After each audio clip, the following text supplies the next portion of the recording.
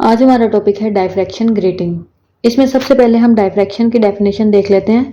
The property of bending light around obstacles and spreading of light waves into geometrical shadow of an obstacle is called diffraction. यानी light का obstacle के around bend हो जाना और फिर उसका spread होना into the shadow of obstacle is called diffraction. अब यंग्स के डबल स्लिट एक्सपेरिमेंट में आपने पढ़ा था कि दो स्लिट्स होती हैं जिससे इंटरफेरेंस का पैटर्न हम ऑब्जर्व करते हैं। लेकिन अगर वहां दो की बजाय 1000 या 5000 स्लिट्स कर दें तो उसे कहते हैं ग्रेटिंग करना। अब उसके थ्रू हम इंटरफेरेंस का पैटर्न ऑब्जर्व करें तो वो डायफ्रैक्शन ग्रेटिंग है। So if we increase the number of slits, जिसमें स्लिट स्पेसिंग यानी डी जो है वो कांस्टेंट रहे, दो स्लिट्स के दरमियान डिस्टेंस कांस्टेंट रहे, तो इंटरफेरेंस पैटर्न होगा जिसमें maxima are in same position.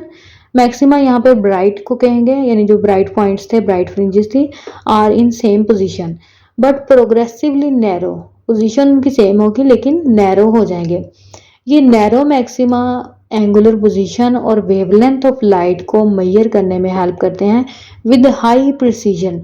अब आपको याद होगा कि डबल स्लिट एक्सपेरिमेंट में फ्रिंजेस यानी ये बैंड्स आते थे, ब्राइट डार्क और ऐसे ब्राइट बैंड्स आते हैं, इसका हम सेंट्रल मिड पॉइंट लेते थे। लेकिन यहाँ पर हमारे पास मैक्सिमा आएगा जो कि काफ़ी नैरो यानी काफ़ी शार्प होगा, जो पिन पॉइंट कर सकता है किसी भी एंगुलर पोजीशन को। तो डायफ्रैक्शन ग्रेटिंग की हम डेफिनेशन देखते हैं। एन एरे ऑफ यानी an arrangement of a large number of parallel slits all with the same width d and spaced equal distances d between the centers।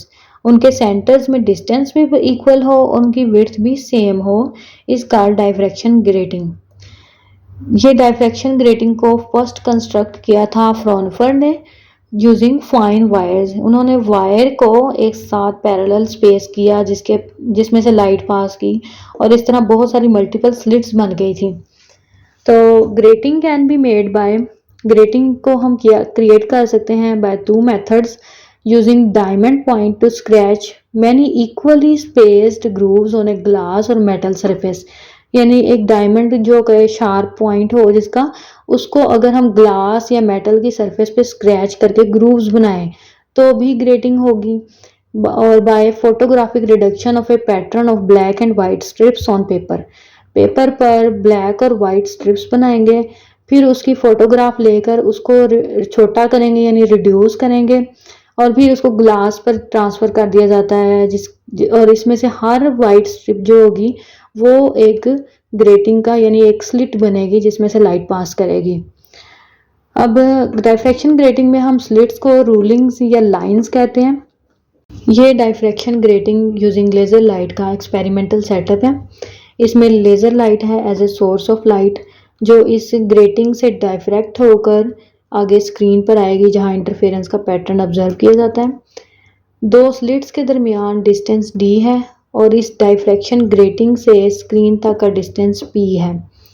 यहाँ पर जो इसका सेंट्रल मिड पॉइंट है वहाँ पर होगा n बैंड जो कि 0 लेते हैं, ये ब्राइट होगा, सेंट्रल ब्राइट। इससे ऊपर जाएंगे तो ऑर्डर होगा +1 +2 +3 और नीचे -1 -2 -3। This is the order of diffraction pattern. इनके दरमियान सेंटर से लेकर हर एक का एंगल थीटा होगा, इसका भी एंगल नॉर्मल या मिड पॉइंट से एंगल लिया जाता है जो कि थीटा होता है। बुक में आपकी डायग्राम जो है वो डायफ्रैक्शन ग्रेटिंग का ये हिस्सा अलग दिखाया हुआ है और उसके बाद इसको एक शॉर्ट सी इमेज में दिखाया है। डायफ्रैक्शन पैटर्न को ऐसे दिखाया है, ये है हमारे पास ग्रेटिंग, इसमें से लाइट रेज पास कर रही हैं और वो नॉर्मल से कुछ एंगल पर डेविएट यानी डायफ्रैक्ट कर रही हैं और इन दो रेज के दरमियान पार्ट डिफरेंस है डेल्टा एल। हर दो रेज के दरमियान पार्ट डिफरेंस डेल्टा एल है। जैसे डबल स्लिट एक्सपेरिमेंट में दो रेज R2 और R1 का पार्ट डिफरेंस था, यहाँ पर हर एक के दरमियान डेल्टा एल है which is equal to d sin theta. This figure shows the cross section of transmission grating, यानी लाइट किस तरह इस ग्रेटिंग से ट्रांसमिट हो रही है इस फिगर में शो किया है। इसमें ये याद रखें कि slits are perpendicular to plane of paper.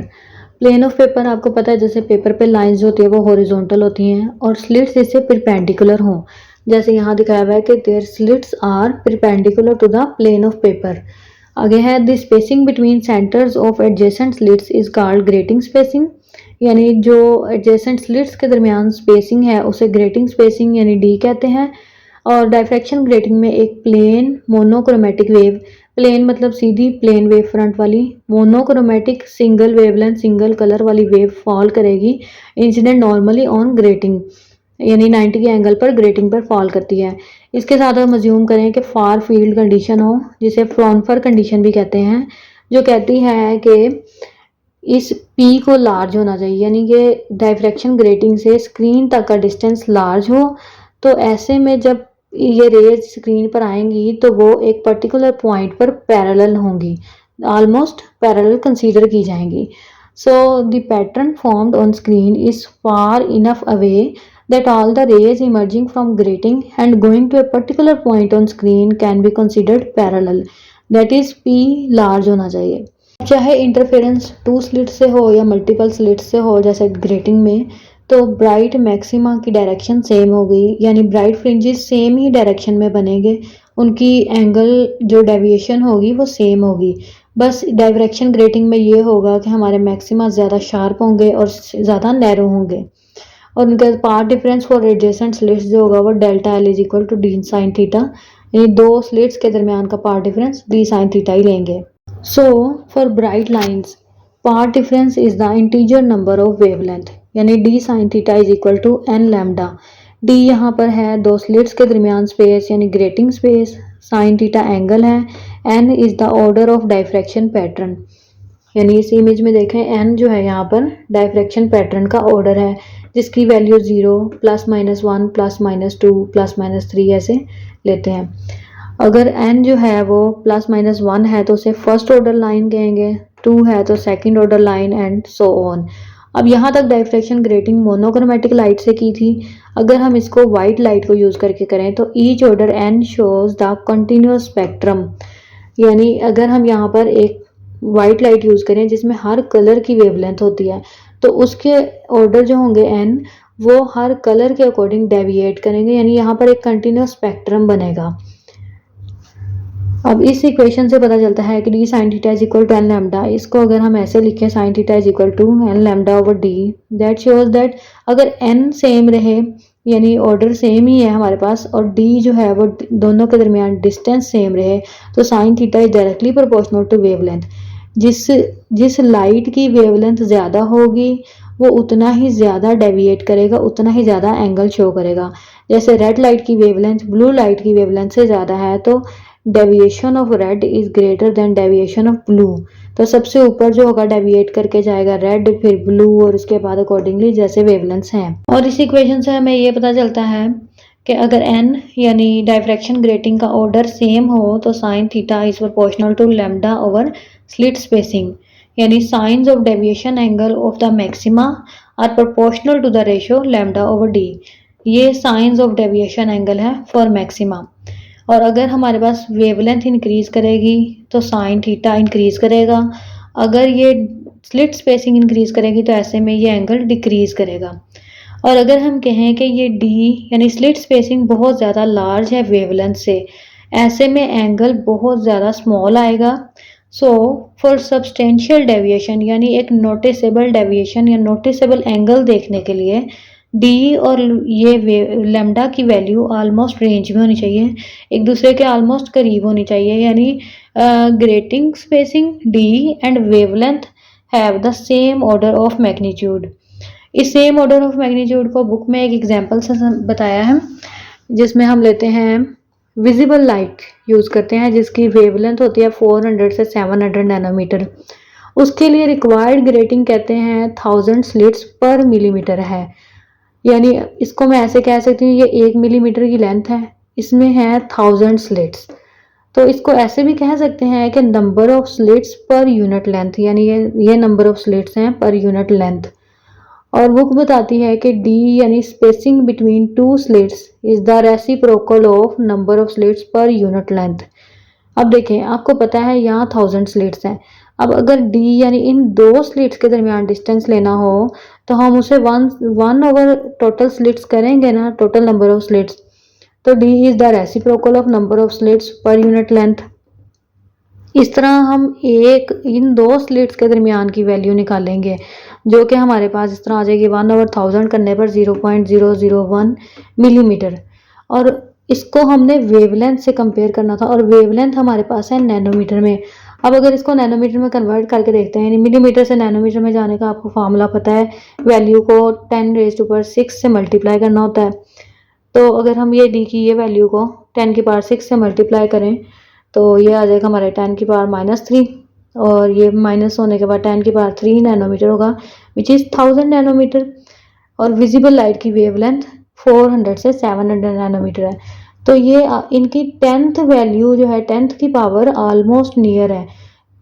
इसी वजह से हम कहते हैं ये दोनों सेम ऑर्डर ऑफ मैग्नीट्यूड हैं। और विजिबल लाइट के लिए हमें इस तरह की ग्रेटिंग रिक्वायर है जिसमें 1000 स्लिट्स हों पर मिलीमीटर ऑफ लेंथ। चलिए अब बुक से देखते हैं डाइफ्रैक्शन ग्रेटिंग। सबसे पहले डाइफ्रैक्शन की definition, the property of bending of light around obstacles and spreading of light waves into the geometrical shadow of an obstacle is called diffraction. If we increase the number of slits in an interference experiment while keeping the spacing of adjacent slits constant, यानी दो slits के दरमियान space d जो है उसे constant रखते हुए हम नंबर ऑफ स्लिट्स इंक्रीज कर रहे हैं, gives interference pattern in which the maxima are in the same position, यानी ब्राइट पॉइंट जो होंगे, ब्राइट फ्रिंजेस वो सेम पोजीशन पे होंगे but progressively narrower than with two slits, दो स्लिट्स की निस्बत ये ज़्यादा नैरो होंगे।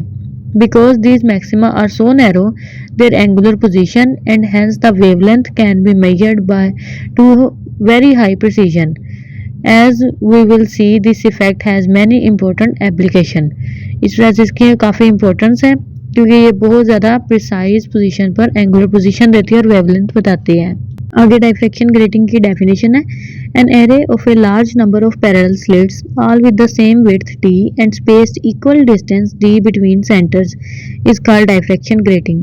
इसमें large number of parallel slits हैं जिनकी same width है और equal distance पर हैं from between centers, यानी उनके centers में distance equal है। The first one was constructed by Fraunhofer using the fine wires। Grating can be made by using diamond point to scratch many equally spaced grooves on a glass or metal surface। अब grating कैसे कैसे की जा सकती है, एक diamond point को use करके और दूसरी by photographic reduction of a pattern of black and white strips on paper. For a grating, what we have been calling slits are often called rulings or lines। Grating में जिसे हम slits कह रहे थे उसे रूलिंग्स या lines कहते हैं। Figure 15.16 is the cross section of transmission grating। 15.16 में डाइफ्रैक्शन ग्रेटिंग शो की हुई है, यानी ग्रेटिंग से लाइट कैसे ट्रांसमिट हो रही है। इसमें बताया the slits are perpendicular to the plane of page and an interference pattern is formed by the light that is transmitted through the slits। The diagram shows only 5 slits। An actual grating may contain several thousands। अब figure में सिर्फ 5 ही show की हैं slits, लेकिन actual में इसकी 1000 5000 से ज़्यादा स्लिट्स लिखाई जाती हैं। The spacing d between centers of adjacent slits is called grating spacing। अब वही जो दो स्लिट्स के दरमियान डिस्टेंस है उसे यहाँ पर ग्रेटिंग स्पेसिंग कहते हैं। A plane monochromatic wave is incident normally on the grating from the left side. We assume far field, यानी फ्रॉनफर कंडीशन। अब हमने यहाँ पर एक फार फील्ड अज्यूम की जिसके अकॉर्डिंग है पी लार्ज होना चाहिए। अब नीचे वाली आप फिगर देखें, ऑर्डर ऑफ पैटर्न, इसमें पी है डाइफ्रैक्शन ग्रेटिंग से लेकर स्क्रीन तक का डिस्टेंस, ये लार्ज होना चाहिए। इस वजह से स्क्रीन पर कुछ पॉइंट्स जो बनेंगे वो एक दूसरे के पैरेलल होंगे, रेज ऑलमोस्ट पैरेलल होंगी। सो यहाँ से देखते हैं Fraunhofer condition, that is the pattern is formed on the screen that is far enough away that all rays emerging from the grating and going to a particular point on the screen can be considered to be parallel। Book की इस diffraction grating with laser light को अगर हम complete picture में देखें तो वो कुछ ऐसे होगी। इसमें एक लेज़र लाइट का सोर्स है जिसके आगे डाइफ्रैक्शन ग्रेटिंग है, जिनमें दो स्लिट्स का दरमियान डिस्टेंस दी है, that is the spacing between centres of adjacent slits. अब यहाँ से P के डिस्टेंस पर, जिसे हम फार फील्ड कंडीशन कहते हैं, उस डिस्टेंस पर एक स्क्रीन है जिस पर N सेंटर पॉइंट पर N की ऑर्डर 0 है, फिर ऊपर जाते जाए +1 +2 और नीचे -1 -2 है। The principal intensity maxima with multiple slits occur in the same direction as for the two slit patterns. इसमें जो इंटेंसिटी के मैक्सिमा बनेंगे यानी ब्राइट पॉइंट्स या ब्राइट लाइंस आएंगी वो सेम होंगी जैसे टू स्लिट पैटर्न से आई थी। These are the directions for which the path difference for adjacent slit is an integer number of wavelength। यानी इस लाइन का मतलब है कि जैसे हम पहले path difference for the maxima लेते थे यानी फॉर ब्राइट फ्रिंजेस लेते थे which is equal to the integer number of wavelength d sin theta is equal to m lambda लेते थे, वैसे ही इसके लिए भी सेम लेंगे। So the position of the maxima are once again d sin theta is equal to n lambda. यानी हम यहाँ पर भी ब्राइट फ्रिंजेस के लिए या ब्राइट मैक्सिमा के लिए सेम वही पार्ट डिफरेंस लेंगे, वही एक इक्वेशन आएगी। यहाँ पर भी n जो है वो 0 plus minus 1 plus minus 2 plus minus 3 हो सकती है। When A grating containing hundreds or thousands of slit is illuminated by a beam of parallel rays of monochromatic light, the pattern is a series of very sharp lines at angles determined by this formula। इस formula की help से हम देख सकते हैं कि sharp lines तो आएंगी लेकिन उनका एंगल फाइंड किया जा सकता है। The n is equal to plus minus 1 lines are called the first order lines, the n is plus minus 2 the lines the second order lines and so on। If the grating is illuminated by a white light, अब हमने पहले monochromatic light लिया था, यहाँ पर हम white light लेंगे with continuous distribution of wavelength, जिसमें पूरी वेवलेंथ होती है, तमाम कलर्स की वेवलेंथ होती है। Each value of n corresponds to a continuous spectrum in the pattern, यानी एन इसमें एक कंटिन्यूस स्पेक्ट्रम शो करेगा, कंटिन्यूस कलर के पैटर्न होगा। The angle for which each wavelength is determined by equation. अब इस इक्वेशन की हेल्प से हम देख सकते हैं कि किसका कौन सा एंगल होगा for a given value of n. Long wavelength, the red end of the spectrum lies at a larger angles that is are deviated more from the straight ahead direction. Red का wavelength सबसे ज़्यादा होती है तो वो सबसे ज़्यादा straight line से डेविएट करेगा। Then do the shorter wavelengths at the small angle blue end of the spectrum. As equation 15.7 shows, the signs of deviation angle of maxima are proportional to ratio lambda over d। अब sin theta जो है वो lambda over d के proportional है।